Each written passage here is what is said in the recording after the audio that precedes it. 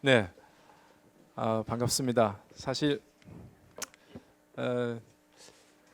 이제 김유리 교수님 이제 언론이나 방송에서도 많이 강연을 하시고 또 저희 단체에서 또 강연도 하시고 그랬는데 제가 그동안 한 번도 또 뵐 기회가 없었고요. 네, 네. 그리고 제가 또 저희 집에 또 TV가 없다 보니까 그냥 뭐 또 TV를 볼 기회도 없고 또 막 완전히 지쳐 있을 때는 또 강의로 또 이제 시간을 이제 보내면서 에너지를 좀 끌어올리지 않고 그냥 늘어지잖아요. 뭐 하여튼 그런 시간들 때문에 뵙지를 못했는데 어쨌든 이렇게 뵙게 돼서 너무 반갑고요.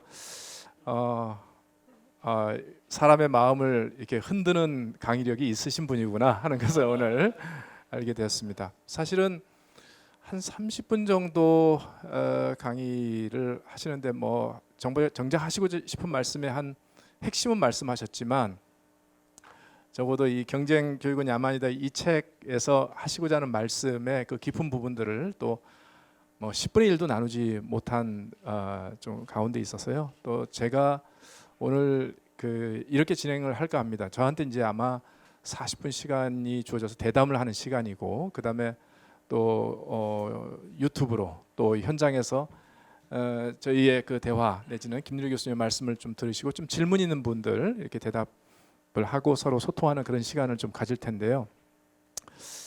뭐 제가 질문을 좀 많이 드리기보다는 아까 좀 설명을 못 하셨던 부분들, 제가 책을 보면서 인상 깊게 봤던 부분인데 설명을 못 하셨던 부분들을 조금 더 말씀을 좀 이렇게 청하는 시간을 먼저 좀 갖고, 그리고 또 두 번째는 뭐 김유리 교수님의 그 관점, 교육을 보는 관점 저희들이 뭐 100%참 동의한다 말할 수 있는데 어떻게 우리가 한국 사회에서 저 끌어오르는 그 문제 의식을 실제로 문제 의식으로 그냥 멈추지 않고 어떻게 현실로 그것을 펼쳐낼 것이냐에 대한 지혜를 같이 좀 공유하는 그런 시간, 그리고 그것을 위한 대화하는 시간들을 좀 가져볼까 합니다. 40분 가지고 어림도 없죠. 네, 그렇지만 어쨌든 그 방향으로 한번 좀 말씀을 좀 드릴까 하는데요.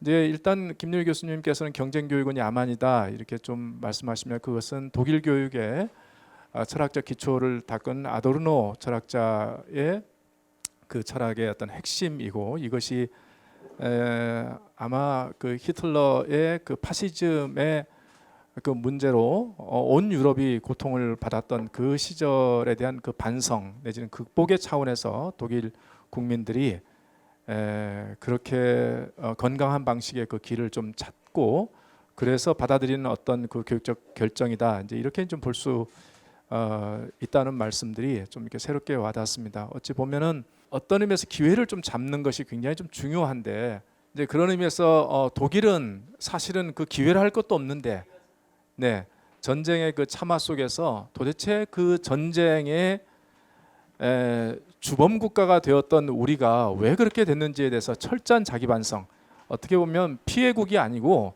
가해국으로서 독일에 대한 그 부끄러움 속에서 그것의 원인을 깊게 숙고하면서 그 문제의 핵심은 결국은 교육에 있다라고 하는 그 통찰을 국가적으로 국민적으로 했다는데 굉장히 의미가 있는 것 같습니다. 그런 의미에서 우리 한국 사회에서 세상을 변혁시키는 방법들이 이제 두 가지가 있다고도 보통 이야기합니다. 하나는 제도를 바꾸는 것이라고 일단 좀 사람들이 생각을 하고요. 잘못된 제도 속에서 잘못된 의식이 배태된다 이런 생각을 하고, 그리고 그래서 제도를 혁파하는 것이 중요하다, 잘못된 제도를 혁파하는 것이 중요하다 이렇게 생각들을 많이 합니다. 두 번째로는 그 잘못된 제도가 존재하는 것은 그 제도를 용인하는 사람들의 잘못된 의식이 있기 때문이다. 모든 사람들은 다 경쟁교육을 싫어하는데 경쟁교육 제도만 둥둥 떠 있다면 그 제도가 과연 유지될 수 있을까요? 그런 의미에서 잘못된 의식이 숙주가 되어서 잘못된 제도를 만드는 것이다. 그러니 나는 잘못된 의식을 바꾸는 일들에 집중할 거야 라고 하는 그런 흐름들이 있을 수 있는 거죠. 그리고 의식의 문제라 할지라도 많은 사람들은 제도의 탓을 하면서 또 의식의 문제라 하더라도 나의 의식을 바꾸는 것보다도 권력자의 의식이 먼저 바뀌길 원하고 가진 자의 의식이 먼저 바꿔지기를 원하는 마음, 그리고 나의 소소한 잘못된 의식은 직면하고 싶지 않은, 이까짓 이런 생각 가지고 있다는 것이 뭐가 문제인데 더 큰 나쁜 놈의 그 생각을 바꿔야 하고, 또 그런 사람들을 지켜주는 잘못된 제도를 바꿔야지라고 하면서 강변하고 나의 의식의 어두움에 대해서는 돌아보지 않거나 침묵하지 않는, 이런 그 집단적인 어떤 그 침묵이나 그 어떤 타인에게 어떤 그 잘못을 좀 돌리려고 하는 그런 마음들이 잘못된 제도와 같이 엉켜서 오늘의 잘못된 경쟁 교육을 만드는 요인이 될 수 있었다 하는 생각들을 하고, 저희 사교육 걱정 없는 세상은 잘못된 제도를 우리가 분명히 바로잡기 위해서 애를 쓰지만, 저희 계속 그렇게 법안도 만들고 이렇게 제도를 바꾸니 하지 않습니까? 그러나 동시에 그것 못지않게 잘못된 제도가 기생할 수 있는 우리 속의 잘못된 의식을 바꾸는 일들에 대해서 우리가 놓치면 우리 속에서 힘이 생기지 않는다, 이런 생각들을 하면서 지금까지 일을 해왔습니다. 그런 의미에서 오늘 교수님께서 말씀하신 그 경쟁 교육이 모든 한국 사회 내지는 사회의 문제의 가장 근원적인 문제라고 했던 부분들, 굉장히 중요한 부분들 우리가 붙들고 또 이제 그 앞으로 좀 대화를 좀 이어가야 될 것 같습니다. 저는 지금 몇 가지 한 좀 궁금한 걸 조금 여쭤보겠는데요. 조금 오늘 이 발표에서 설명을 좀 안 하셨던 부분인데, 우리 한국 사회가 그래서 최근에 중요하게 생각한 가치가 공정이라는 가치입니다. 이 공정이라는 가치는 금과 옥조예요. 그래서 어느 정부도 그 금과 옥조 같은 이 공정이라는 가치를 부정하지 않고 어떻게 진실된 공정의 가치를 실현할 것이냐, 가짜 공정이 아니고 진짜 공정을 어떻게 실현할 것이냐, 이런 데 초점 맞추고 있는 그런 그 흐름들이 있습니다. 근데 교수님의 책을 보니 그 공정이라는 것은 정의가 아니다라고 말씀을 하십니다. 우리는 보통 정의와 공정을 적어도 공정은 정의의 가치의 한 부분 집합 정도로 포함을 시키잖아요. 그런데 교수님은 정의와 경쟁은 다르다, 오히려 반정의적이다라고까지 이야기를 하시는 부분이 있습니다. 우선 그 부분에서 어떤 의미에서 그렇게 설명을 하시는지 한번 좀 말씀을 좀 청해 듣기를 원합니다. 네. 고맙습니다. 예, 지금 제도냐 의식이냐 아주 중요한 이야기를 하셨는데요. 거기에 대해서 한마디만 코멘트를 네네. 한다면, 지금 경쟁 교육이 야만이다, 이걸 무슨 제가 대단한 것처럼 이야기를 했지만 여러분 이미 다 알고 있는 거 아니에요? 그렇죠? 예, 모르는 게 아니에요. 이건 우리가 다 알고 있고요. 한국은 또 너무 심하다, 세계에서 가장 심하다, 이거는 오늘 또 이렇게 그런 걸 보면서 알았지만 그 전에도 우린 굉장히 심하다, 이건 다 우리가 느낌으로 이미 알고 있는 거잖아요. 그런데 고쳐지지 않는 거죠. 우리가 몰라서 못 고치는 게 아니죠. 아는데 고쳐지지 않는다. 누구 때문인가요? 우리 윤석열 때문인가요? 문재인 때문인가요? 네. 누구 때문이에요? 우리 때문이에요. 우리가 가장 큰 이러한 문제의 근원이에요. 경쟁은 자연스러운 거야. 경쟁은 불가피한 거야. 경쟁해야 발전이 있지. 여러분 다 그렇게 생각하잖아요. 그런데 이거 어떻게 극복하겠어요? 지금 송 선생님 말씀하신 바로 그거죠. 지배적인 잘못된 관념, 이게 경쟁 이데올로기예요. 우리 사회를 지배하고 있어요, 이 이데올로기가. 경쟁 불가피하다, 자연스럽다, 좋은 것이다, 이게 지배하고 있는데 어떻게 이거 넘어서겠어요? 그래서 지금 경쟁이라고 하는 이 이데올로기가 지배하고 있는 것은, 이 경쟁 이데올로기는 두 개의 아주 강력한 이데올로기에 의해서 떠받쳐지고 있다. 그것도 엄청 강력한 이데올로기예요. 능력주의 이데올로기. 예, 경쟁의 결과는 능력주의 이데올로기가 정당화시켜주고요. 경쟁의 과정은 공정 이데올로기, 지금 선생님 말씀하신 공정 이데올로기가 합리화해줘요. rationalize. 그러면 경쟁 이데올로기, 능력주의 이데올로기, 공정 이데올로기, 우린 다 이게 옳다고 생각하잖아요. 이 세 개가 서로 결합해서 일종의 트라이앵글을 이루고 있다 하는 게 제 말씀이에요. 이 트라이앵글이 한국 사회를 완전히 야만 사회로 만들어 놓은 핵심적인 의식 체계라는 거예요. 그래서 저는 이것을 야만의 트라이앵글이다 이렇게 이야기를 하고 있어요. 그런데 여러분들이 지금 생각을 해보세요. 경쟁? 그게 뭐가 문제지? 공정 좋은 거 아니야? 능력주의? 아니 능력에 따라서 부와 권력이 보상받는 체계가 좋은 거 아니야? 여러분 다 그렇게 생각하잖아요. 그렇지 않나요? 그런데 이것을 어떻게 깰 수가 있겠어요? 그래서 저는 이 책을 내고 나서도 계속 생각하는 게 내가 얼마나 무모한 인간인가. 에? 여러분들이 몇십 년 동안 자신의 신념으로 삼아온 그것도 가장 거의 무비판적으로 거의 성찰 없이 당연히 옳다고 생각해온 경쟁, 능력주의, 공정이라고 하는 이러한 가치를 내가 어떻게 깨겠습니까? 이건 무모한 짓을 제가 하고 있는 거죠. 그러나 저는 누군가는 해야 된다고 봐요. 그런 맥락을 조금 말씀을 드리고요. 그 중에서 이제 선생님이 공정 이야기를 하셨는데요. 제가 재작년 1월 2일 날 KBS 쌤과 함께라는 데서 거대 위기 시대 대한민국 대전환 이런 주제로 강연을 해서요. 쌤과 함께 아시죠? 일요일 날 7시에 하는. 근데 1월 2일이니까 첫 프로예요. 첫 프로에 그걸 했는데 여러분들이 다시 보기로 볼 수 있어요. 거기서 제가 핵심적으로 제기한 문제는 한국은 세계에서 가장 불평등한 나라다. 그걸 제가 토마 피케티라고 하는 프랑스의 경제학자의 최근의 지표들을 가지고 그렇게 주장을 하면서 왜 이렇게 끔찍한 불평등 사회가 됐는가 이런 주제로 했어요. 그러니까 사실은 1월 첫날 하기에는 안 좋은 주제죠.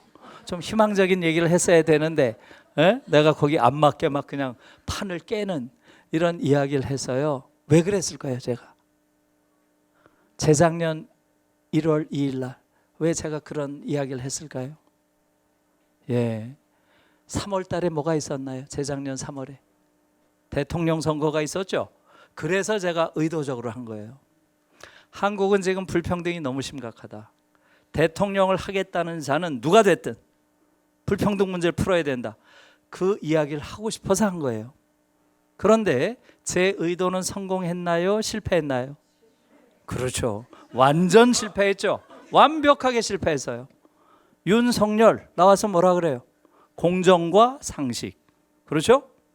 이재명 나와서 뭐라 그래요? 공정과 기본. 그렇죠? 안철수 그냥 주구장창 공정만 해요. 그 다른 것도 하나 없어요. 저는 그냥 공정해 계속. 에? 문재인 당시 대통령이죠. 한 기념사에서 공정을 무려 38번 얘기했답니다. 기념사를 하는데. 자, 여러분 잘 생각해 보세요. 이런 자들이 왜 다른 정당에서 싸우고 앉아 있죠? 공정당이라는 거 하나 만들어서 거기서 사이좋게 싸우지 말고 공정의 가치를 소리 높여 외쳐야죠. 어느 누구도 불평등 문제를 제기한 자가 없어요. 여러분, 지금 한국의 정당 구조라고 하는 건 철저하게 기득권들을 보호하는 가장 보수적인 정치 지형을 가진 나라예요. 공정이라고 하는 것은 신자유주의가 만들어낸 최악의 허위의식이다. 제 말이 아니에요. 김명인 교수라고 인하대 교수가 제 칼럼을 읽고서 저한테 그렇게 댓글로 보내주셨어요. 네, 너무나 적확한 표현이에요. 신자유주의가 만들어낸 최악의 허위의식이 공정이다. 이렇게 불평등한 세계에서 공정한 잣대를 대면 누가 이기겠어요? 이미 불평등이 이렇게 심한 상황, 이 운동장에서 공정한 잣대를 대면 누가 이기겠어요? 이게 바로 지금 한국 사회의 모습이에요. 그래서 공정은 나쁜 게 아니죠. 모든 이데올로기는 그게 나쁜 게 아니에요. 그런데 그것이 구체적인 사회적 기능, 이게 문제인 거죠. 공정은 당연히 불공정을 공격하고 특권을 공격하는 중요한 무기죠. 그러나 공정은 가치가 아니에요. 당연히 지켜야 될 규범이죠. 공정하지 않으면 나쁜 놈이죠. 그에 반해서 정의라고 하는 것은 추구할 가치인 거죠. 사실은 이 수준이 달라요. 범주가, 카테고리가 다른 범주의 이야기죠. 여러분 잘 생각해 보세요. 한국 사회에서 공정이란 이름으로 불공정과 특권을 비판하는 기능이 센가요? 아니면 불평등과 차별을 옹호하는 기능이 센가요? 여러분 잘 생각해 보세요. 한국처럼 이렇게 불평등과 차별이 심한 사회가 없어요. 그것을 옹호할 때는 항상 공정이라는 잣대를 갖다 대요. 공정. 그것도 그 공정은 아주 좁게 파악된 시험의 공정이에요. 시험. 시험에 붙었느냐 떨어졌느냐. 이걸 가지고 모든 불평등을 정당화하고 모든 차별을 정당화하고 있어요. 그래서 저는 공정은 정의의 덫이다. 제가 오늘 칼럼에다 그렇게 쓴 거예요. 경쟁교육은 야만이다. 아도르노가 얘기했죠. 그 다음에 마이클 샌델이라고 하는 하버드대 교수가 있죠. 이 양반은 능력주의는 폭군이다. 이렇게 했어요. 저는 공정은 정의의 덫이다. 제가 그렇게 한번 거기 맞춰가지고 말을 만들어 본 거고요. 그래서 공정의 문제를 저는 한국 사회의 큰 문제다 이렇게 제기하고 있습니다. 네.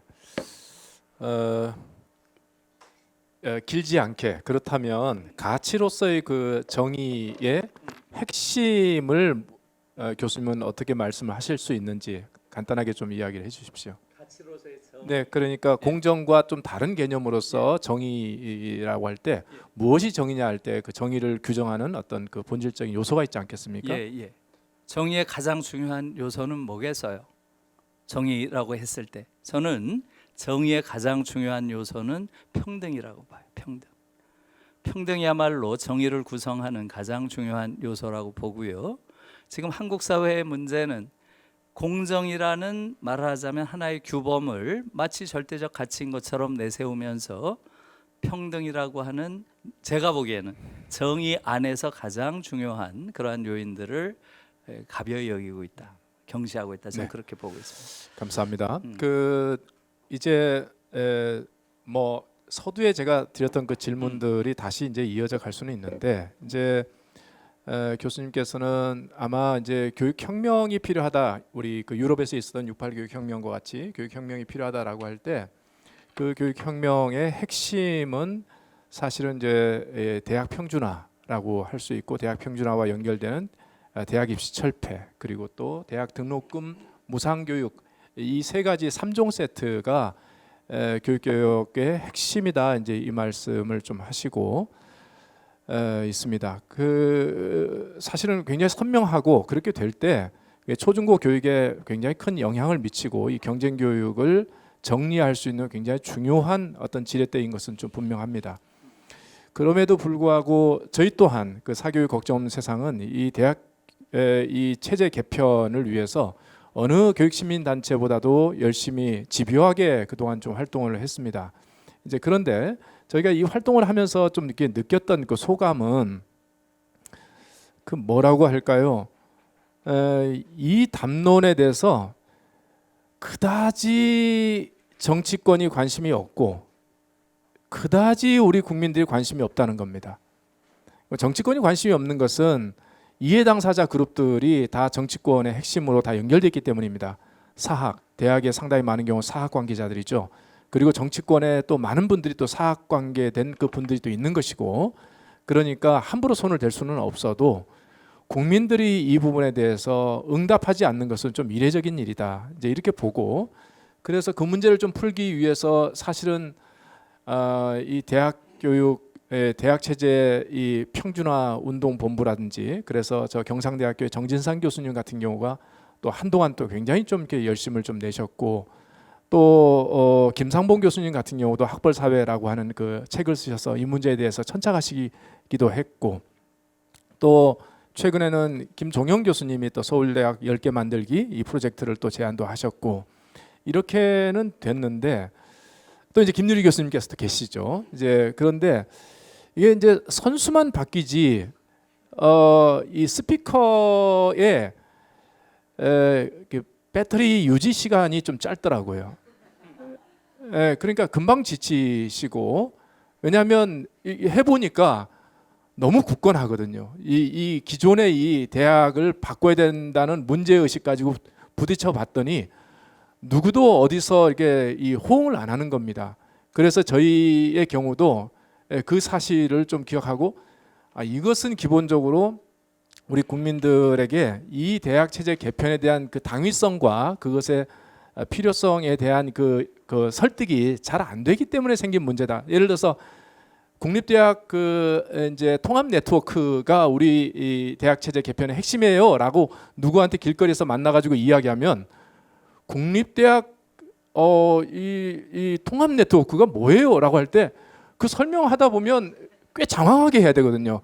그러면 바쁘니까 그냥 가고 머리 아파 뭐 이렇게 하고, 대학을 평준화시키는 거예요 그러면 에이 그런 허무맹랑한 소리 하지 마세요 하고 그냥 가버리고 그냥 이야기한 사람만 좀 바보가 되는 것이고, 이런 그 상황 속에서 이것들을 어떻게 바꿔낼 것이냐 하는 그 부분들이 결국 이제 그 오늘 오신 분들이 그 필요성에 대해서 다 이제 인정을 하시는데, 그래서 교수님께서 한번 좀 두드려 보셨을 거 아닙니까? 언론을 통해서, 방송을 통해서, 이 강의를 통해서 두드려 봤는데, 이 문제는 어떻게 풀면 좀 그래도 길이 좀 보일 것 같다라고 하는 어떤 판단이 좀 보이시는지, 네, 그 부분들을 한번 나눠주시면 좋겠습니다. 중요한 말씀이고요. 이게 실현이 가능한 일인가? 뭘 어쩌자는 거냐? 이런 말씀인데요. 중요한 말씀이고요. 그럼 우리는 어떻게 해야 되는가? 예, 엄청난 벽이 앞에 있는 것이고요. 예, 그것을 깬다는 건 사실 어렵죠. 저는 현실적으로 우리가 가지고 있는 기술적인 어려움은 아무것도 아니라고 봐요. 송 선생님이 앞에서 말씀하신 의식의 부분이 제일 크죠. 우리가 우리를 지금 노예로 만드는 그러한 의식에 완전히 포획되어 있다고 할 때 우리는 어떻게 자유인이 되죠? 사실 그런 얘기죠.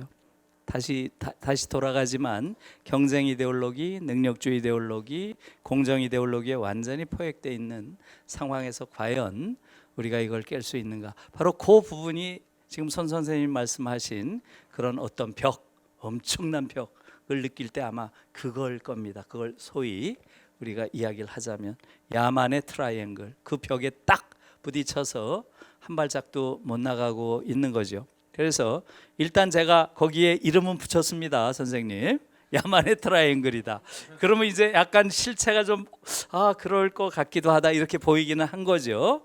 이제는 그거를 깨는 방식을 우리가 함께 고민하면서 모색해 가야죠. 그런데 저는 아주 현실적으로 이야기를 한다면 지금 예를 들어서 뭐 민주당이라든가 정치권을 통해서 이러한 문제를 풀어야 된다, 이것은 안 된다는 걸 확인해서요. 저는 제가 민주당에서만 지금 강연을 4번 했나요? 네, 여러 번 가서 했어요. 그리고 저는 조금 여러분들이 느끼시겠지만 저는 그냥 적당히 얘기를 안 해요. 굉장히 세게 비판하지. 네? 이게 무슨 민주주의 정당이냐? 너희들이 민주주의 정당 맞냐? 네? 당명이 민주당인데 민주주의가 어디서 결판나는지는 알아야 될 거 아니냐? 민주주의가 어디서 결판난다고 생각하냐? 투표장? 천만의 말씀. 교실에서 결판난다. 12년 동안 민주주의자를 기르면 민주당은 영구집권해. 그렇지 않겠어요? 그런데 한국 교실에서 민주주의자가 자라나요?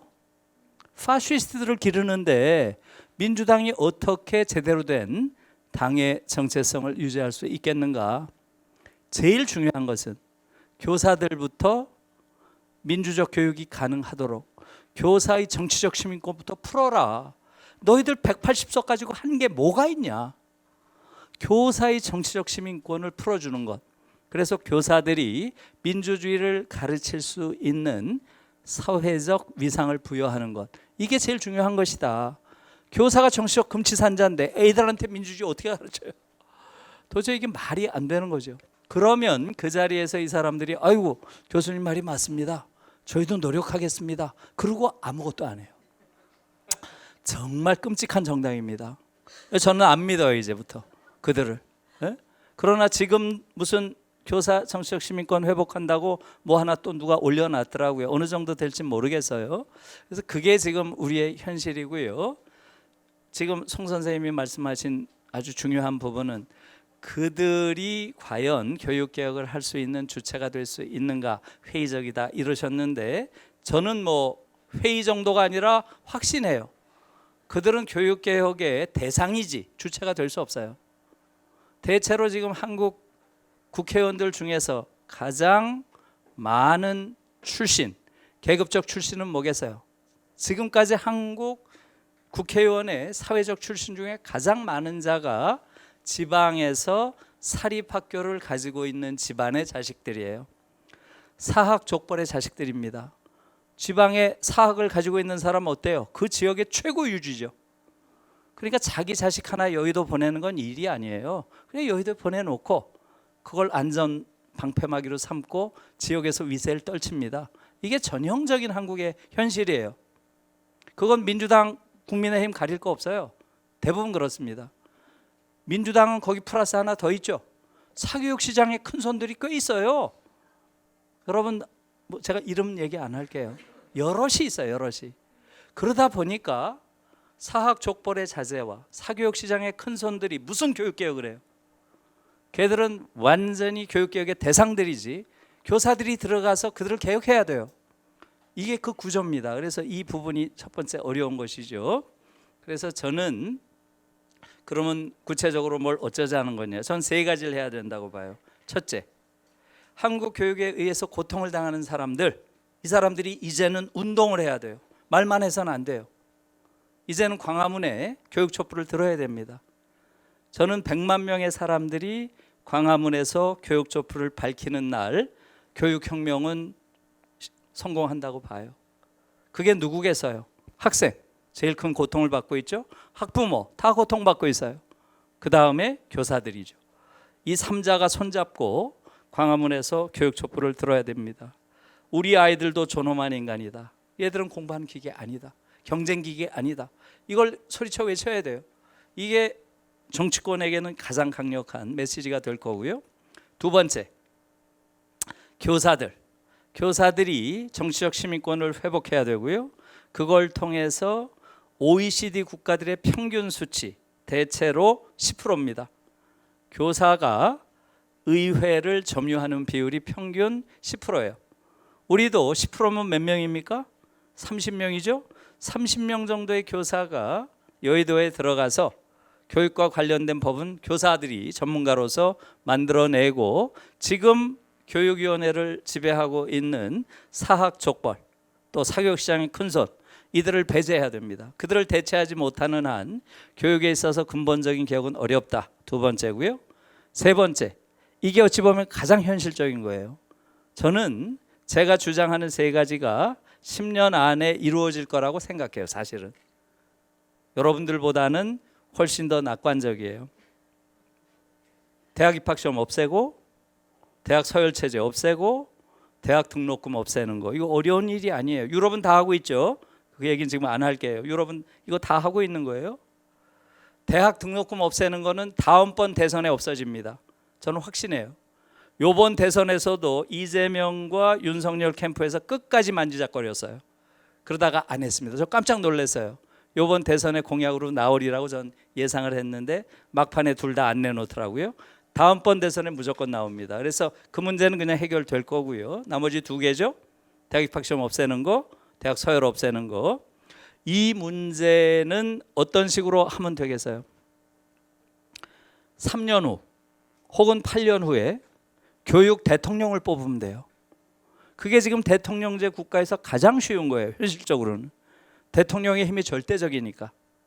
그래서 거기에 대한 상상력을 가질 필요가 있어요. 저는 그래서 몇 년 전부터 젊은 국회의원들, 정치인들 중에서 이런 걸 수행할 만한 인재가 있을까 계속 보고 있어요. 그런데 다행히 하나 있더라고요. 그래서 사실은 제가 지난 3개월 동안 함부르크 대학에 연구교수로 가 있었는데 그때 독일로 오라 그랬어요. 지금 독일에 있어요. 지금 11월에 올 겁니다. 예. 그래서 저는 그런 교육 대통령을 만드는 게 시대 정신이라고 저는 봐요. 우리가 민주주의를 이제 이뤄야 된다 했을 때 민주주의 대통령을 만든 거고요. 그 다음에 지역 문제가 너무 심했을 때 노무현이라고 하는 지역 문제를 깨겠다고 하는 사람을 대통령으로 우리가 만들었죠. 마찬가지예요. 지금 교육 문제가 너무 심각한 문제고 한 사회 전체를 망가뜨리고 있어요. 이제는 그런 교육 대통령을 우리가 이제 만들 때가 됐고요. 얼마든지 이건 여러분들이랑 같이 노력을 해야죠. 그래서 교육 대통령을 만들면 된다. 세 가지. 첫 번째 광화문, 두 번째 여의도, 세 번째 청와대. 요 세 개를 통해서 교육을 바꾸면 된다. 희망이 있다. 이렇게 생각합니다. 네, 감사합니다. 그 박수 한번 좀 보내주시죠. 네. 우리 김유리 교수님의 말씀을 좀 듣다 보면 에너지가 있고 또 비분관계함이 자칫 이제 우리 자신을 태우다가 의욕도 태울 수 있거든요. 냉소주의에 빠지게 할 수도 있는데 김유리 교수님은 그 문제의식이 아주 충만하면서도 우리가 가지고 있는 그 에너지를 돋궈내는 그 힘들이 좀 이렇게 있는 것 같아서 다른 그 이제 흘러간 많은 그 이제 이 대학 교육 혁신을 주장했던 그 교수님들과는 다르게 배터리가 좀 많이 유지될 것 같은 생각이 듭니다.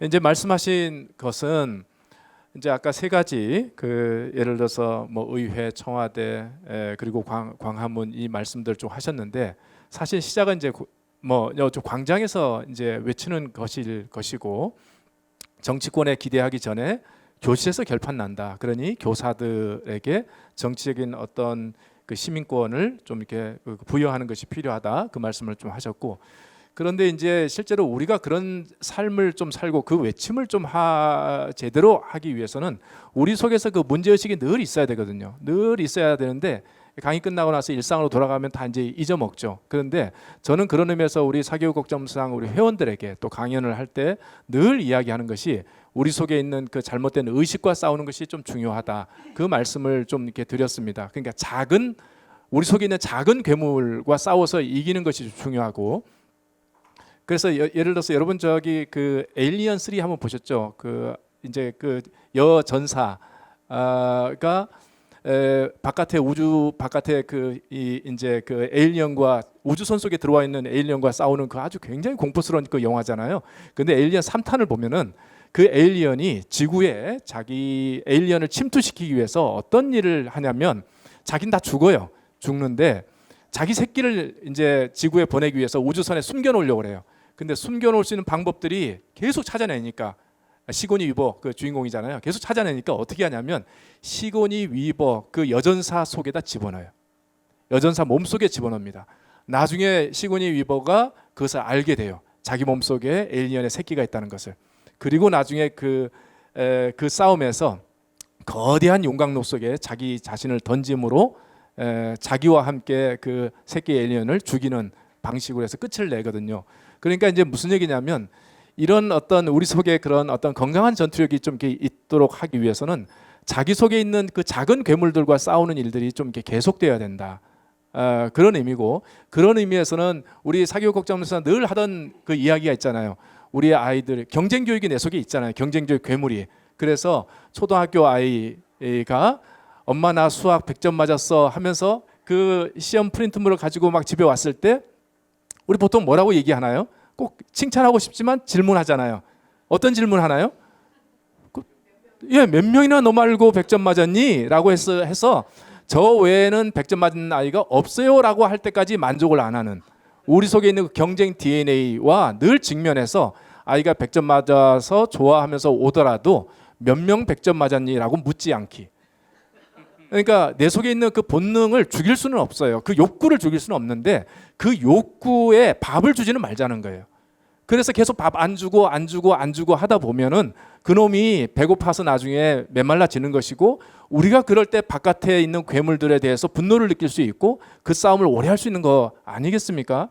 그런 의미에서 그 대결을 해야지만 광장에 나올 수 있고 그리고 정치를 향해서 우리가 계속 그 시퍼런 그 목소리를 이렇게 외칠 수 있는 것이니까 그게 중요하다. 저는 마지막으로 이제 요 질문을 좀 드리고 여러분들에게 좀 질의응답도 좀 이렇게 돌려드리고 싶은데요. 사실은 그 저희 사교육 걱정 세상은 한 3천 명, 뭐 저희 때는 한 4천 명 정도 이상 되는 그 시민들이 뜻을 같이 해서 이 운동에 가담을 해서 지금까지 활동을 좀 해왔죠. 근데 상대적으로 그 교사들이 그래도 한 1,000여 명 됩니다. 여기에 가입해 있는. 그리고 학모들이 또 한 2천여 명 좀 됩니다. 그런데 교수님들은 상당히 적어요. 전국의 대학 교수님 8만 정도 되거든요. 그런데도 불구하고 이 문제에 대한 의식은 좀 약한데, 희박하게도 우리 김유리 교수님이 아마 이 사교육 걱정상 정회원 아니신가요? 후원자시죠? 네네네네. 매달 정기 후원을 하십니다. 그래서 아니 교수님은 어떻게 이 정기 후원을 좀 하시는, 그래서 이 시민운동에 가담을 하시고자 마음이 있었는지, 그리고 우리 사교육 걱정상에 거는 기대와 여기에 계신 분들이 또 우리 사교육 걱정상 정회원들이 아닌 분들이 많거든요. 한번 손 들어보세요. 아닌 분들. 오늘 김누리 교수님 때문에 오신 분 손 들어보세요. 네, 아마 그 좀 민망해서 안 드신 분도 상당히 있는 걸로 알고 있습니다.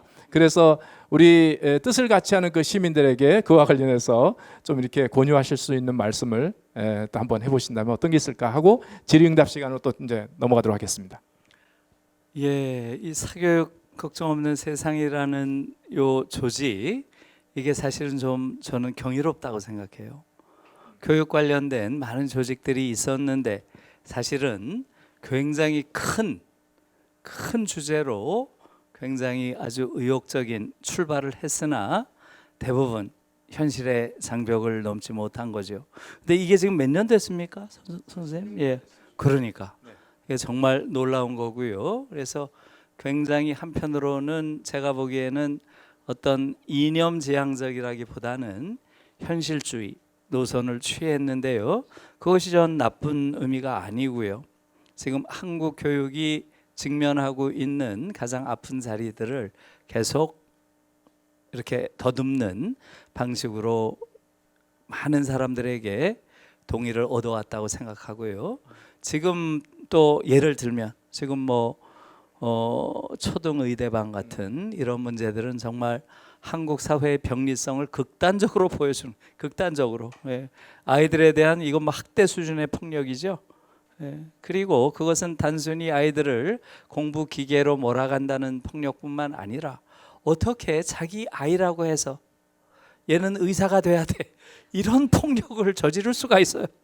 걔가 가지고 있는 잠재력이나 혹은 걔가 가지고 있는 미래의 자기 삶에 대한 개인마다 다 다른 그러한 소양과 어떤 자기 성향들이 있을 텐데 그걸 다 무시하고 다 때려부시고 무조건 의사가 돼야 돼, 이런 폭력이 어디 있어요? 그러니까 그런 데 대한 인식 자체도 없는 거죠, 사실은.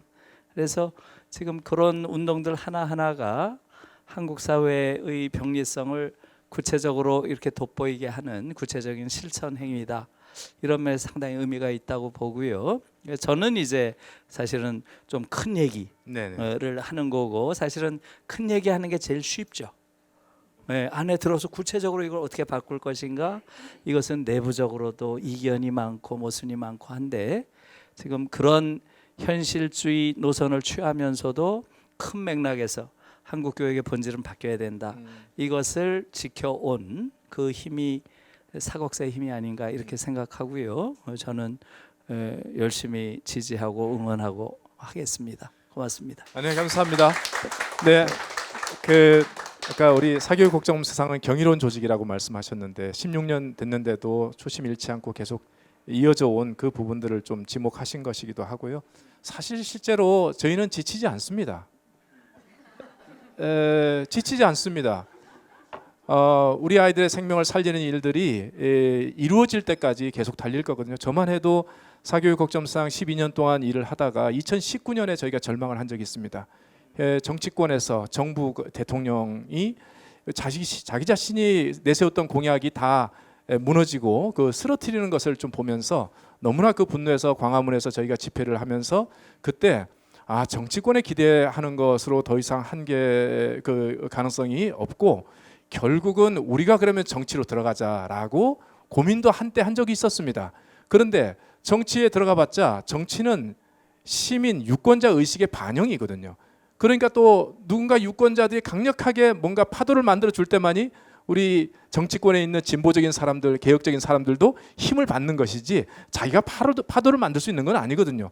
아, 그러니까 시민들 속으로 더 들어가겠구나. 그런데 왜 시민들이 이런 의식들을 갖지 못하고 저런 그 잘못된 소위 말해서 경쟁 교육에 계속 시스템을 지지하는가? 그것은 바로 입시 경쟁과 연결되어 있는 채용 경쟁 때문이고, 학벌 중심의 채용 문화를 저대로 두면 계속 그 입시 경쟁이 살아 꿈틀거릴 것이니, 우리가 하나 인큐베이팅을 해서 학벌 중심의 채용 경쟁과 그 관행을 바로잡는 그런 운동을 해야겠다. 그래서 이 사교육국정원상이 또 하나 그 살림을 차려서 교육의 봄이라는 단체를 만들어서 제가 그 책임자로 일하는 겁니다. 그러니까 우리는 죽을 때까지 이 일을 하는 것이고, 이 일들의 끝장을 볼 때까지 우리는 지치지 않고 일을 하겠다 하는 마음들을 가지고 이제 이 일을 하는 것이고, 그래서 여러분들이 아마 저희와 같은 시민운동에 멤버십을 갖는다는 것은 정말 일생에 복된 일이고, 아마 자식들에게 정말 그 자랑할 만한 그런 위대한 선택이다, 이제 이렇게 생각을 합니다. 네, 그렇게 좀 말씀드리고요. 지금은 질의응답 시간을 갖고자 하는데요. 혹시 우리 교수님께 뭐 저희들께 혹시 좀 궁금한 부분들 또는 꼭 의견, 그러니까 꼭 질문이 아니어도 됩니다. 의견도 좋습니다. 이렇게 그 부분도 있으면 기탄 없이 내놓고 말씀을 나누는 시간 갖도록 하겠습니다. 자, 누가 좀 질문을 해주시겠습니까? 네, 이 앞자리에 계십니다. 네. 네, 오늘 두 분 선생님 말씀 너무 잘 앉아서 하시죠. 예, 앉아서. 선생님 말씀 너무 잘 들었고요. 저는 한 가지 의견과 한 가지 묻고 싶은 점이 있는데요. 첫 번째는 이제 단체에 관한 의견인데, 저는 첫째 아이가 지금 중2인데 첫째 아이를 낳고서부터 사교육 걱정 없는 세상 후원회원이 되었고, 교육의 봄이 만들어지면서부터 후원회원이 바로 되었습니다. 그 이유는 제가 문제의식을 갖고 있지만 불만만 가지고 생각만 가지고 있다면 이 세상은 변하지 않을 거고, 그리고 저는 또 먹고 살아야 되니까 제 일을 하면서 이 일을 할 수는 없으니까 저의 경제적인 응원이 이 일을 할 수 있는 동력이 될 거라고 생각하고 후원을 하고 있고, 그래서 늘 적극적인 참여는 못하지만 어떤 일을 하고 있는지 지켜보고 있는 그 회원 중에 한 사람으로서 지난번 대선 공약의 집을 보면서 약간의 아쉬운 점이 있었습니다. 그 점은 이제 크게 말하면 이제 두 대선 후보의 교육에 관한 공약을 비교하는 표가 있었는데요. 이제 물론 저는 두 아이의 부모로서 또 고등학교 정보교사로서 그 공약집을 바라보면서 물론 장단점이 두 당에 다 있습니다. 다 있지만 어쨌든 그걸 보면서 기계적인 중립을 가치로 내면화시키지 않을까 하는 걱정이 있었고, 왜냐하면 지금 현재로서는 요것도 이제 김누리 교수님 질문과 연계된 건데, 저희처럼 교육에 별로 관심이 없거나 그리고 학교 상황을 잘 모르는 사람들이 그 공약집을 봤을 때 그럼 여기나 뭐 별거 없네 라고 생각하면, 그러면 자기 교육적인 가치보다는 자기 개인에 의해서 예를 들면 빨간 당을 찍을 확률이 더 높을 수도 있다고 생각하거든요, 저는. 물론 의식이 있거나 아니면 자기 개인적인 그런 이익에 통해서 파란 당을 찍을 수도 있겠죠. 그래서 제 의견은 물론 중립적인 정책 비교는 당연히 해야 되지만 약간의 올바른 가치를 조금 더 강조하는 방향의 뉘앙스도 조금 넣어주시면 이 사안에 대해서 모르는 사람의 입장으로서 A는 이거다, B는 이거다가 아니고 A는 이거고 B는 이건데 이쪽 방향으로 나가는 게 좀 더 옳지 않을까라는 걸 대놓고 얘기할 수는 없지만 네. 그런 의견을 조금 더 실어주셨으면 네. 판단에 있어서 조금 더 큰 작용을 할 수 있지 않을까라고 생각합니다. 네. 네, 감사합니다. 네, 그거고 네. 또 하나의 김누리 교수님 질문은 약간 연계된 건데, 제가 학교에서 AI에 관한 교육을 학생들에게 이제 객관적인 교육을 하고 있는데, 이제 AI 시대에 우리 아이들이 어떻게 살아갈 것인가에 대한 내용을 하면서 정치적인 얘기가 안 나올 수가 없더라고요.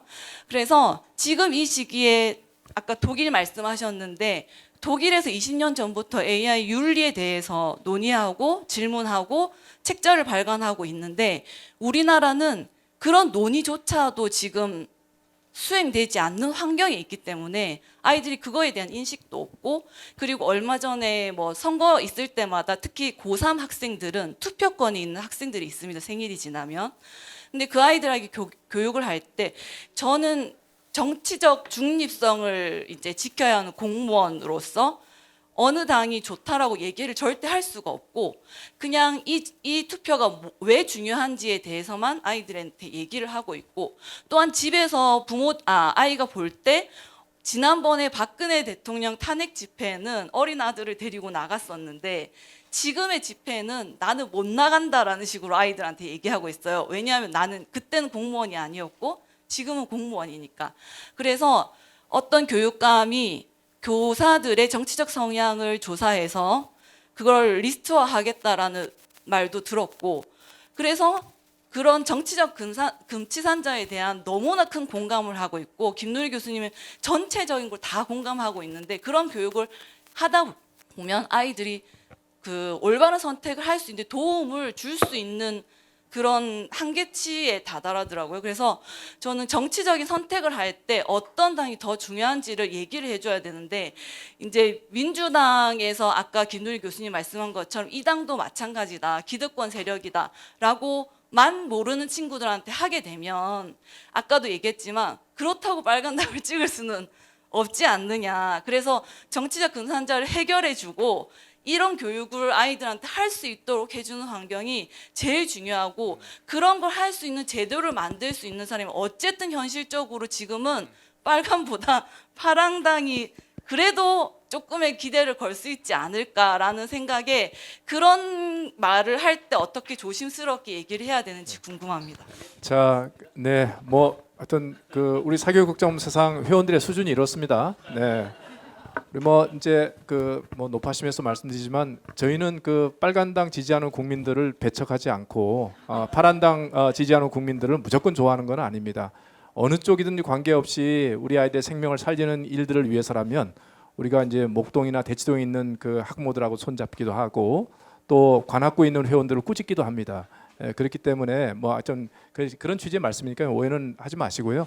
우리가 정치적 어떤 편향성이 있다 이제 생각하실 필요는 없고, 일단은 이 질문에 대해서 길지 않게 김누리 교수님 답하시고 제가 좀 답하고, 또 다른 질문들은 그 다음에 다 묶어가지고 주시면 그 주제별로 우리가 답변을 좀 드리는 방식으로 하겠습니다. 네, 자 먼저 말씀하시죠.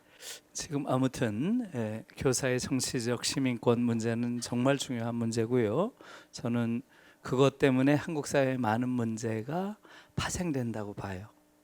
왜냐하면 어느 사회에서나 교사 집단이 가장 중요한 정치적인 그러한 대표권을 행사해요. 지금 OECD 아까 10%라 그랬죠? 독일은 한 15%예요. 독일 연방의회는 교사들이 한 15%예요. 법률가 다음으로 많은 게 교사들이에요. 핀란드는 1위예요. 1위. 교사들이 거의 20%예요.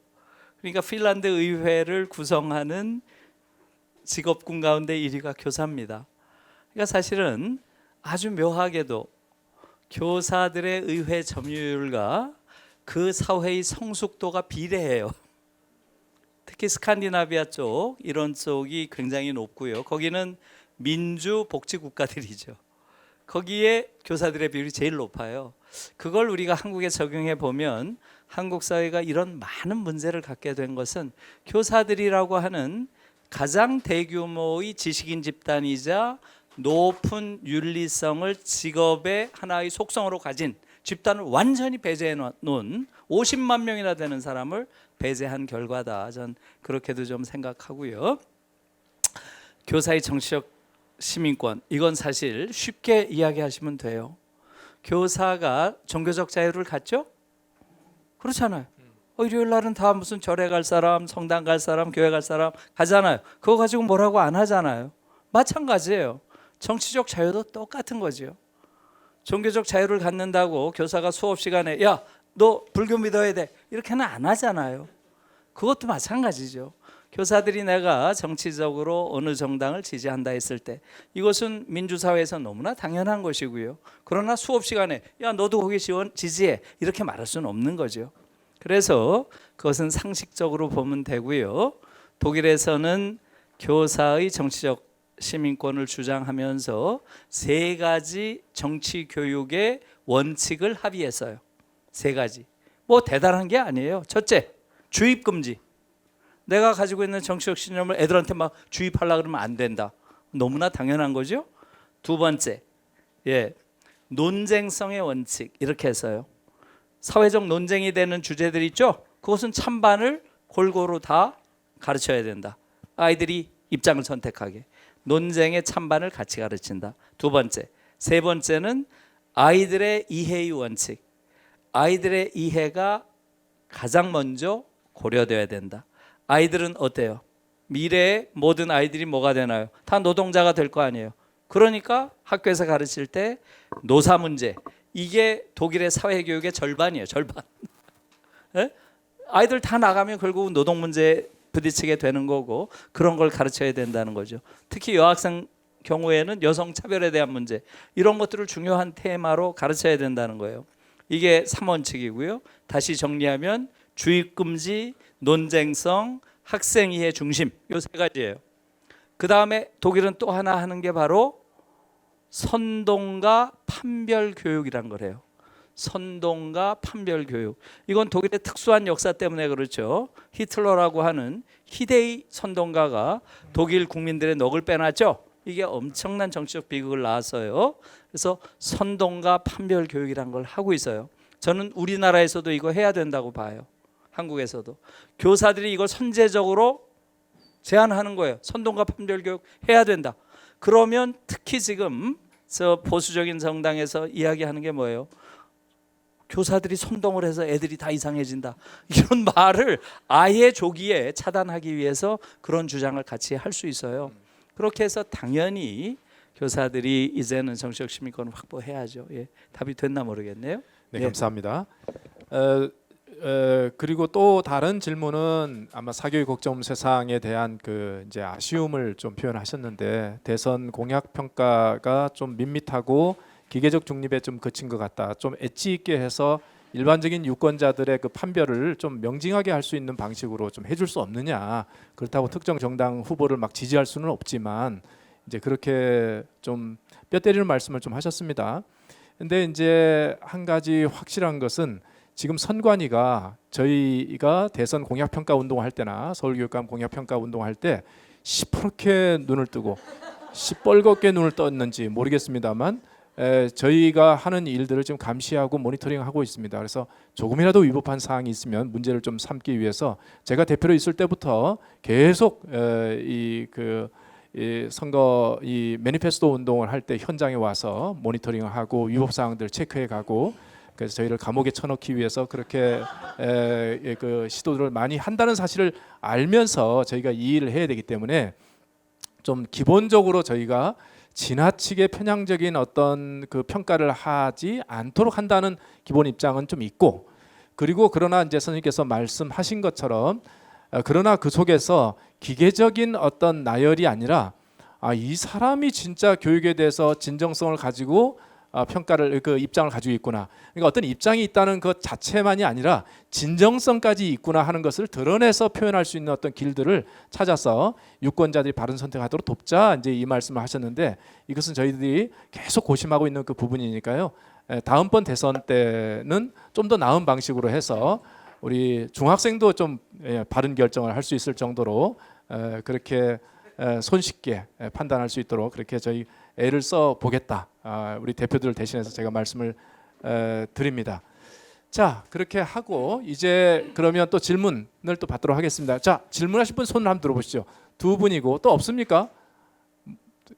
그냥 한번 손 들어보세요. 그냥 세 분, 네 분 있잖아요. 그래서 그 나중에 또 알파가 있을 수도 있으니까요. 일단 네 분이 간단하게 질문 내용 말씀해 주십시오. 네. 자, 그러면 앞줄부터 여기 요분 마이크 잡으시고 네 말씀해 주시죠. 네. 저는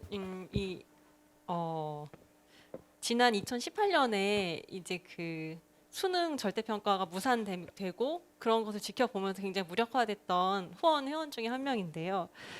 그때 가장 충격받았던 건 정치권에선 행보가 아니라 사람들의 인식, 그게 정말 쓰나미 같다는 생각을 많이 들어가지고 굉장히 두렵더라고요. 과연 그거 우리는 극복할 수 있을까? 그래서 그러면서 그때 이후로 좀 많이 생각하거나 이렇게 접하는 정보들, 읽는 책들에서 봤는데 한국인에게는 내면화된 경쟁 DNA가 있다. 그렇게 또 분석하시는 분들도 있거든요. 과연 이거 우리가 극복할 수 있을까? 이 부분이 좀 질문 지점입니다. 네, 네. 참 감사합니다. 자, 그다음에 안녕하세요. 저는 김누리 교수님 책 읽으면서 사실 교사나 공무원들에게 정치적인 자유가 없다는 걸 처음 알게 됐어요. 그리고 그 부분이 우리나라 교육 현실에 굉장한 악영향을 미치고 있다는 사실에 사실 경악을 금치 못했는데요. 네. 제가 보기에는 그거는 공무원도 교사도 사람인데 대한민국 국민인데 국민의 기본권을 침해한 게 아닌가라는 생각이 들었어요. 그렇다면은 위헌 소송, 그러니까 제가 법을 잘 몰라서 그렇지만 위헌 소송을 통해서 이런 거를 해결할 수 있지 않을까. 뭐 위헌 소송으로 해결할 수 있는 문제라면 그게 사교육 걱정 없는 세상에서도 같이 해줄 수 있는 부분이 아닐까라는 생각이 일단 들었고요. 두 번째로는 요즘 미국에 있는 캘리포니아 주에서 교사들이 단체를 결성해서 정치권에 영향력을 행사하면서 그게 이제 캘리포니아의 교육을 무너뜨리는 지금 사태가 지금 몇 년째 벌어지고 있는 걸로 알고 있는데 안 좋은 방향으로. 네, 굉장히 심각한 방향으로 가고 있는 걸로 알고 있는데 만약 우리나라 교사들이 아직 우리나라가 민주화 시민을 만들어내는 교육을 못 하고 있는 상황에서 교사들이 정치적인 자유를 얻게 됐을 때 혹시나 그런 부작용이 있을 수도 있지 않을까. 그렇다면 그것을 막는 방안도 같이 따라와야 될 것 같은데 그런 방안은 또 어떤 게 있을까? 네, 그런 부분이 궁금합니다. 네, 감사합니다. 자, 그다음에 또 네. 한 네 분이었는데 네, 말씀해 주시죠. 안녕하세요. 저는 고등학교 1학년입니다. 네. 저는 어떻게 오시게 됐어요? 저희 엄마가 이 사교육 걱정 없는 세상 회원이신데요. 그렇다고 올 리는 없잖아요. 네. 근데 제가 좀 특이한 교육을 받고 있습니다. 제가 일반 학교에 다니지 않고 학교라는 대안학교에 현재 다니고 있습니다. 저희 대안학교는 지식을 암기하고 시험을 보는 그런 공교육의 방식을 따르는 것이 아니라 학생들이 직접 프로젝트를 기획해서 수행하는 식으로 수업이 이루어집니다. 그러니까 저는 한 약 2년 정도 경쟁 없는 교육을 받아오고 있는데요. 이렇게 대안교육 같은 새로운 교육을 지향해 가기 위해서는 새로운 방법을 개척하는 동시에 기존의 공교육 안에서 새로운 시도들을 하는 것이 굉장히 중요하다고 생각을 하는데 그 입시라는 벽이 너무 두터워서 그 벽을 뚫고 뭔가 새로운 것을 하기가 굉장히 어렵다는 생각이 듭니다. 그 대안교육이라는 것도 그 대안이라는 말의 보편성을 가지려면 좀 스스로가 주류가 될 수 있다는 그런 걸 가지고 있어야 되는데 저희 스스로도 그 벽이 너무 두텁게 느껴져서 저희 학생들도 그렇고 선생님들도 그렇고 그런 자신감과 주류가 될 수 있다는 희망을 가지고 있지 않은 것 같아서 저희 대안학교의 이런 창의적 교육과 공교육의 보편적 그런 것들이 따로 놀지 않고 조화를 이룰 수 있는 방법에 대해서 여쭙고 싶습니다. 아이고, 이상입니다. 고등학교 1학년 학생이 저 정도의 의식을 가지고 네, 어떤 어른들보다도 감사합니다. 자, 그다음에 네. 선생님. 제가 마지막인데요. 그 시민사회 단체나 이런 것들에서 이게 보면 그 후원을 이렇게 하라고 말씀을 할 때 많이 주저하는 경우가 되게 많습니다. 제가 여러 군데를 보면. 근데 그 부분에 대해서 이제 주저하지 않고 오신 분들한테 아까 송인수 대표님께서는 이사장님께서는 아주 자신 있게 말씀하셨는데 네네. 그런 것처럼 그런 문화가 좀 됐으면 좋겠습니다. 그래서 제가 계속 시민사회단체 이런 데 후원을 할 때 네. 요즘에는 아예 마음을 먹고 이런 얘기를 하는데요. 네. 저는 한 20군데 이상 거의 20군데 이상을 후원을 하고 있습니다. 11조의 개념으로 후원을 하고 있고요. 그래서 거의 30만 원에 육박하는 금액을 매달 지불하고 있는데 이 얘기를 예전에는 못했습니다. 하지만 이제는 시민단체에서도 이런 얘기를 많이 확산해서 음. 후원을 하고 있다는 자체가 좀 자부심이 가질 네. 수 있게 그런 거를 했으면 좋겠고요. 네. 두 번째는 이제 마케팅 포인트의 전환으로 음. 지금 이제 교육의 문제는 늘 자기 자녀가 졸업을 하거나 대학 시험에 벗어나면 관심을 안 가지게 될 수밖에 없는 구조로 돼 있기 때문에 꾸준하지 못한 것 같습니다. 늘 활동가들이나 이런 분들은 꾸준하지만 실제 학부모분들이 활동하기에는 기간에 한정적인 게 있기 때문에 그냥 먹고 살기 좀 괜찮은 사람들이 노블레스 오블리주를 실현하면서 그냥 내가 사회에 기여를 하고 있다라는 네. 부분을 가질 수 있는 캠페인 같은 거를 네. 해서 후원을 좀 더 독려하는 방법도 좋지 않을까라는 제언을 좀 드리겠습니다. 아, 감사합니다. 네.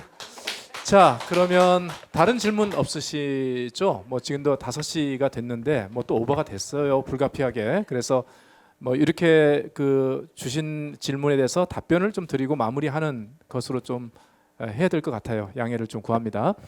우리 김윤희 교수님 아까 여러 질문에 대해서 좀 말씀 주시죠. 제가 따로 정리를 안 해도 되겠죠? 제가 네. 메모를 해놨어요. 예. 한국인에게 경쟁 DNA가 있다 이런 건데요. 예. 사실은 이건 조금 어떻게 보면 위험한 생각이죠. 예, 위험한 생각이죠. 저는 민족성 이런 거 이야기를 하는 사람들에 대해서는 경계해야 된다고 봐요.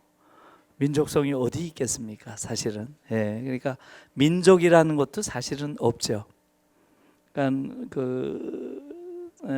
홉스범이라고 하는 영국 옥스퍼드 대학의 유명한 역사학자가 있는데 이 양반은 민족이라는 개념은 1800년대 중반에 기차가 발명된 바로 그 해에 발명됐다 이렇게까지 얘기를 해요.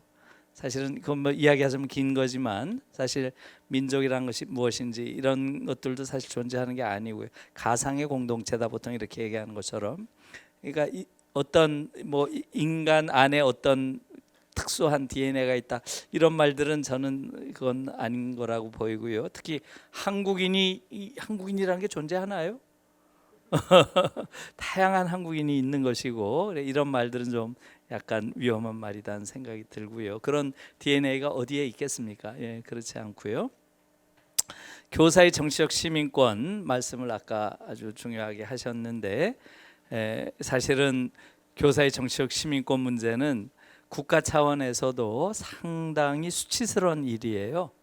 몇 해 전에 우리가 유럽연합과 FTA를 체결할 때 유럽연합에서는 이 문제를 걸어가지고 체결을 안 하겠다고 했습니다. 교사의 단결권을 보장하지 않는 나라와 우리는 FTA 체결할 수 없다. 정말 부끄러운 일이죠. 그래서 어떻게 해가지고 겨우 체결하게 됐습니다.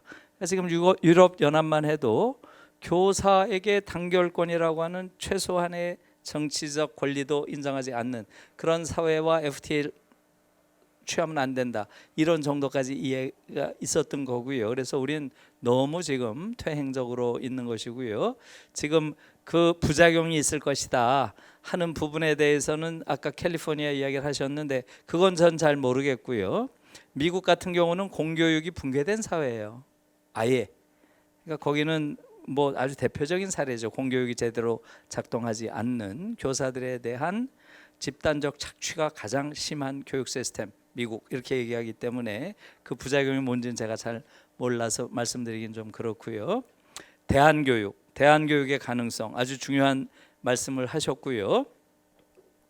제가 사실은 오늘 오기 전에 어디예요? 수지에 학교라는 게 있더라고요. 거기서 오전에 강연을 하고 왔는데 너무 기분이 좋았어요. 행복한 자유인을 기르는 학교. 그 말 자체도 너무 기분이 좋았고요. 행복한 자유인 이렇게 했는데 거기 분위기도 아주 굉장히 대안학교 중에서도 분위기가 좋다 이렇게 느꼈는데 지금 저는 이 대안학교를 거의 전국에 있는 대안학교 다 가본 것 같아요. 부르면 제가 가니까 다 가봤는데 그 대안학교의 많은 부분들이 사실은 미래의 한국의 공교육이 갈 길이죠. 그걸 선취하고 있다는 생각이 들어요. 예, 그래서 제가 이렇게 말씀을 드릴게요. 지금 공교육이라는 게 있고 대한교육이라는 실험이 있는 거죠. 실험이 있는데 그게 의미 없는 게 아닌 거예요. 독일의 경우도 여러분들 킨더가르텐 많이 들어봤죠? 킨더가르텐이라고 하는 게 지금 한국엔 그대로 들어와 있지만 이 킨더가르텐에 내 아이를 보낼 수 없다.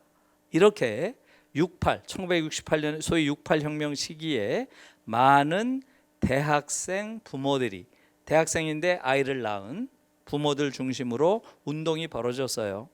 그게 주로 베를린 대학, 프랑크푸르트 대학의 대학생이면서 아이를 가졌던 부모들이 주장을 했습니다. 복종, 또 의무, 청결, 규율 이런 걸 가르치는 게 킨더가르텐이에요. 그런 걸 가르쳐서 결국은 히틀러의 노예들을 기른 거 아니냐. 우리 아이들은 그런 교육 안 시킨다 더 이상. 그러면서 새로 아이들에게 비판, 저항, 반권위주의 그리고 공감 이런 능력을 길러줘야 된다. 그러한 교육을 하기 시작했어요. 그런데 킨더라덴이라고 불러요. 이걸 킨더라덴. 얘들이 돈이 없으니까 빈 상점들을 싼 값에 빌려가지고 상점이 독일 말로 라덴이에요. 킨더라덴이라는 걸 시작을 했는데 여기서 새로운 교육이 시작된 거예요. 그래서 아까 말한 70년대의 독일 교육, 경쟁 교육은 야만이다. 우리는 경쟁의 전쟁터에 우리 아이들 밀어넣지 않겠다. 이게 다 킨더라덴에서 나온 거예요. 그래서 킨더라덴은 어린 아이들에게 가장 중시했던 게 자기 규율, 공동 결정. 그리고 스스로 자기 규율을 갖고 모든 걸 공동 결정에 참여하는 어린 아이들 이란 걸 내세우면서 경쟁 교육과는 완전히 거리가 먼 새로운 교육을 시작했거든요. 그게 1902년 후에 독일에서 70년에 교육 개혁을 하는데 그 킨더라덴의 실험이 그대로 정책화돼서 공교육의 표준이 됐어요. 그렇기 때문에 저는 지금 대한학교의 많은 실험들이 지금 당연히 쉽지 않죠. 쉽지 않지만 그것은 언젠가는 한국 공교육이 성숙할 때 말하자면 그 모델로서 중요한 그러한 영감을 줄 것이다. 저는 이렇게 생각합니다. 네, 다 됐나요? 다 된 거. 11조 이야기는 그건 제가 하겠습니다. 그래요. 네. 네. 선생님이 하세요. 자, 이제 뭐 유튜브로 또 채팅창을 통해서 질문 주신 분 중에서 독일 초중고등학교에서는 학교 폭력이나 교권 침해, 자해, 자살 문제가 대두되지는 않나요? 또 김일희 교수님이 한국 교육에 대한 구체적인 해법 방안이 있으신지 궁금합니다. 이제 말씀을 주셨는데 사실 또 굉장히 긴 이야기일 수 있고 또 많은 부분들이 좀 설명이 된 부분이기도 한데 제가 이야기 끝내고 놓고 조금 시간을 좀 벌어 드릴 테니까 혹시 좀 코멘트 하실 수 있는 부분이 있으면 말씀을 좀 주시고 그렇게 해서 마무리하도록 하겠습니다. 저는 이제 두 가지 부분인데요. 아까 말씀하신 것처럼 이 대한교육이라는 것이 한국 교육의 이제 미래에 가야 될 방향을 지금 선취한 교육 방식이다 이 말씀을 좀 하셨고 전적으로 동감합니다. 선취만이 아니라 지금 사실 실현되고 있죠. 대한교육의 20년 이상의 그 성과를 공교육 속에서 받아들여서 지금 혁신교육이 그동안 좀 10년 이상 진행됐지 않습니까? 혁신교육은 다른 말 필요 없어요. 공교육 속에 들어온 대한교육이에요. 그렇기 때문에 혁신교육 때문에 공교육, 이 대한교육의 관계자들이 힘들어하는 겁니다. 왜냐하면 여기서는 이 교육비까지 내지 않으면서 대한교육을 학교 내에서 할 수 있게끔 하면서 졸업장까지 주니까 그 정도로 대한교육이 지금 우리 공교육 속에 이미 들어왔다. 그런데 어떻게 이 대한교육을 공교육 속에서 제도화시키고 안정적으로 이걸 펼쳐내도록 지속 가능한 제도로 만들 것이냐 이 고민을 지금 우리가 해야 되는 부분이고 특별히 대한교육 활동을 하고 교육을 받은 우리 고1 저 학생의 경우 굉장히 어떤 어른들보다도 지금 의식이 좀 훌륭하잖아요. 근데 저희가 교육의 봄을 통해서 사교육 걱정 세상에서 이 채용 시장에서 기업들이 어떤 사람들을 이제 유능한 사람으로 받아들이는가 봤더니 저런 친구들이에요. 그러니까 국제적으로 이 혁신을 하고 있는 그 기업들이 이제는 남의 것을 베끼는 능력이라든지 또는 정답을 좀 이렇게 이거 어떤 찾아내는 능력이라든지 암기력이라든지 이런 것이 아니고 남과 더불어서 문제를 해결하고 나의 성공만이 아니라 남의 성공까지 기여할 수 있는 근거와 경험을 가지고 있는 사람을 기업에서 필요한 인재라고 보면서 그런 사람들 찾는 일들을 하기 시작하는 겁니다. 그래서 저는 오히려 교육의 어떤 그 변화가 그런 어떤 그 이제 그 채용 영역에서의 변화 속에서 이 가능성을 좀 본다라고 생각해서 대학 교육을 열심히 받은 학생들이 실제로 직업 사회에 들어가게 될 때 우대받게 될 겁니다. 저희가 계속 이 기업의 채용 영역들을 아주 굉장히 그 심화해서 좀 조사를 하고 있거든요. 일관된 현상이에요. 그래서 그런 부분에서 좀 이렇게 희망을 가지셨으면 좋겠다는 생각이 들고요. 아까 또 선생님께서 그 시민운동, 시민사회단체 한 20개 정도 후원을 좀 하신다고 11조 개념으로 그 말씀을 좀 하셨고 왜 조심스럽게 부끄럽게 그렇게 후원 요청을 하느냐 이런 말씀들을 하십니다. 사실은 좀 그래요. 이게 부끄럽다는 것은 그 속에 어떤 의식이 두 가지가 있냐면 이 발표를 하는 내지 요청하는 사람 입장에서 사실은 가치를 위해서 이 일에 투자하라는 것이 아니고 나 좀 우리 기관 좀 도와달라라고 하는 그 마음이 좀 이렇게 은연중에 숨겨져 있습니다. 그러니까 후원하는 게 아니고 기부하는 게 아니고 구걸에 대해서 응답하는 것이라고 생각하고 말하는 사람도 부끄러워하고 그러니 힘이 없이 나오는 겁니다. 저희는 언제든지 창립할 때부터 후원을 한다는 것은 새로운 변화를 위한 가치에 대한 투자다. 그렇게 말씀을 드리면서 저희는 절대 부끄러워하지 않습니다. 만약에 부끄러워한다면 후원 요청을 부끄러워한다면 저는 돈만 후원하는 게 아니고 제 인생을 여기다 후원했거든요. 제 인생에 얼마나 부끄러움을 많이 제가 느껴야겠습니까? 제 인생의 부끄러움을 느껴야 되는 거예요. 저는 제 인생 부끄러워하지 않습니다. 우리 최수일 선생님도 자기 인생을 여기다 후원하셨거든요. 부끄러워하지 않습니다. 여기 우리 상근자들 대표들 다 마찬가지입니다. 다 부끄러워하지 않아요.